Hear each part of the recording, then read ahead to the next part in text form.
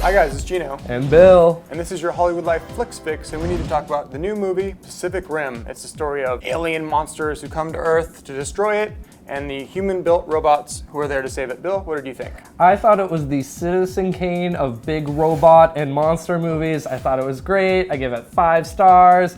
All the thumbs in the world up. I loved it. It was great. That's a lot of enthusiasm, Bill. You would almost say an insane amount of enthusiasm for a movie that's this silly. I liked it in parts that had its moments. Director Guillermo del Toro, of Pan's Labyrinth fame and Hellboy 1 and 2, which I know you loved, is really good at making monsters. Some of these fights were great, and I know, Bill, your favorite movie of all time is Transformers 2. Trent and Gino, Transformers 3, and I feel like it took some of the great lessons of storytelling from Transformers 3. There was so much adventure, there were great character arcs. I really felt the emotion of the families involved in this war. It was crazy.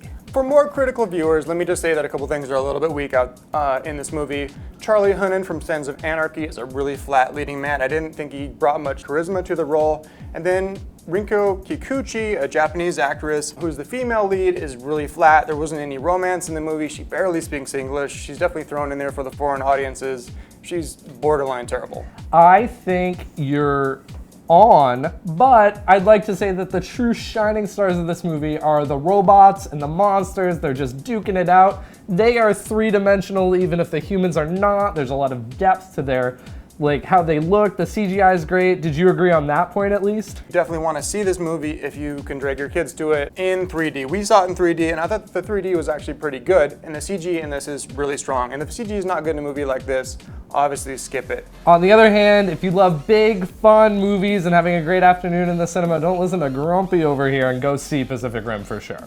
All right, now tell us what you think. Are you excited for Pacific Rim? Are you going to see it? Drop us a comment. Keep coming back to Hollywood Life's weekly Flicks Fix.